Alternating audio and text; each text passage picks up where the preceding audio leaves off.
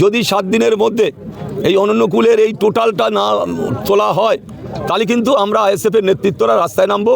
এখানে একটাও এই মানে ঘেরা যে বাউন্ডারি করা আছে, ঘেরা যে রেলিং করা আছে, এই রেলিংয়ের একটাও খুঁটি থাকবে না। কেন? পাবলিকরাই নিয়ে চলে যাবে। আর এই মুহূর্তে সবথেকে গুরুত্বপূর্ণ খবর হলো ক্যানিং পূর্বের আইএসএফের প্রার্থী, সেই দাপুটের নেতা হিসেবে পরিচিত আরাবুল ইসলাম কিন্তু ইতিমধ্যেই পৌঁছেছেন সেই অরণ্যকুল ক্যাফেতে।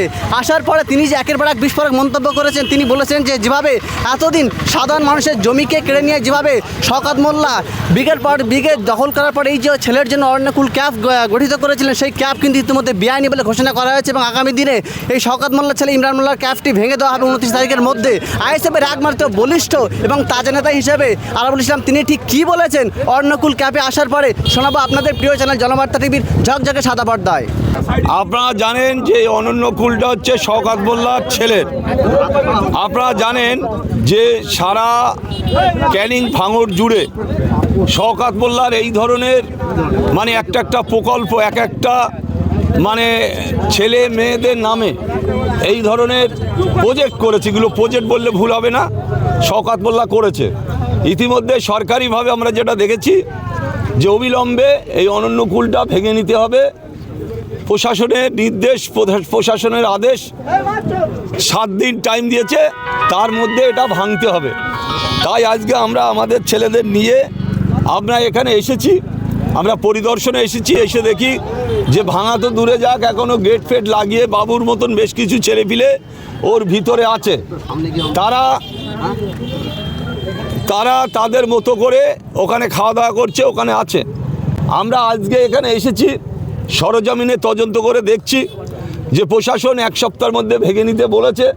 যদি ভেঙে না নেয় তাহলে আমরা রাস্তায় নামতে বাধ্য হব। দাদা দেখলাম ওর দাদা শওকত মোল্লা ওনার ভাইয়ের দেখলাম বিশাল বড় রিসোর্ট, ওখানে 4-5 বিঘা দখল। ওনার ভাই আছে, ওনার মেয়ে আছে, ওনার বউ আছে, ওনার ছেলে আছে। একটা ফ্যামিলি প্রজেক্ট, মানে শওকত মোল্লার ফ্যামিলি তারা প্রজেক্ট করেছে।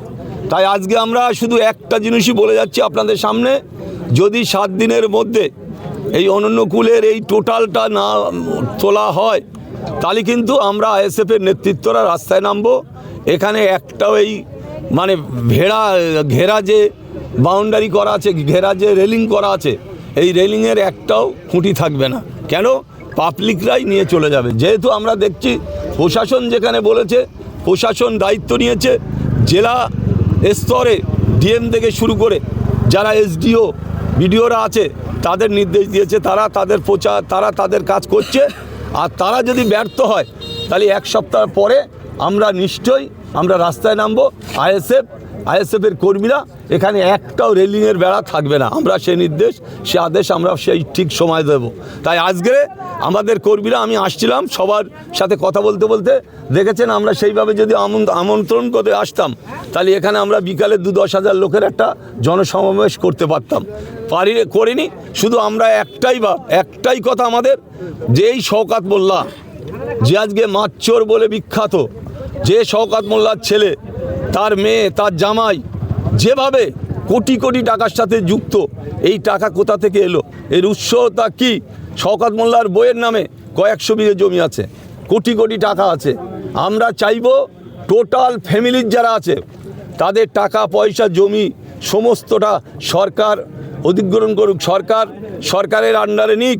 যে এরা কোথায় পেলো এই টাকা, কোথা থেকে আসলো, এই এত টাকার উৎসটা কি, বা টাকার কোথা থেকে এত টাকা আসলো, এটা শওকত মোল্লার যেমন বলতে হবে, শওকত মোল্লার মেয়ের বলতে হবে, শওকত মোল্লার বোর বলতে হবে, শওকত মোল্লার ছেলে, শওকত মোল্লার জামাই এর সাথে ইনভলভ আছে।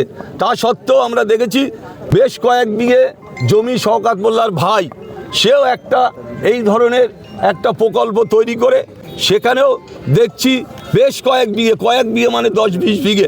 আর এখানে তো আপনারা দেখেছেন বিশালে জমির কত বিঘে কত একর আমরা বলতে পারবো না। যাই হোক, আমরা যেটা দেখেছি একটা বৃহত্তম প্রজেক্ট শওকত মোল্লা তিনি তানার ছেলের দিয়ে সরকারি জমি দখল করে, সরকারি খাস জমি দখল করে, এই সব জমিগুলো আমরা সরকারের কাছে আবেদন রাখবো।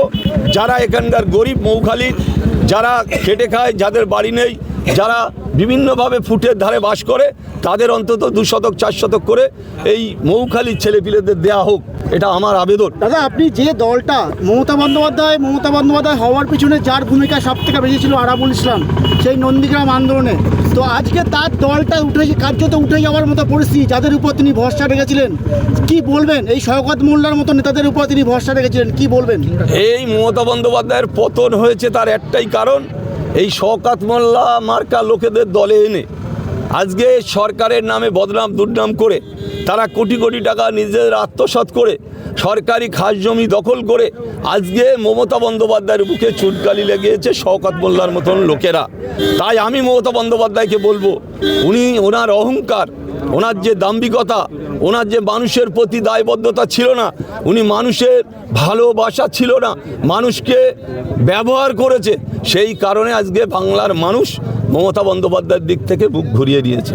এই শওকত মোল্লা মার্কা লোকেরা, আপনারা জানেন ভোজেরহাটে নির্বাচনীয় প্রচারে এসে মমতা বন্দ্যোপাধ্যায় কি বললেন, যে শওকত মোল্লার আমার ডান হাত শওকত মোল্লার মাথার উপরে থাকবে, আমার সিকিউরিটি না থাকলে আমি শওকত মোল্লার সিকিউরিটি দেবো।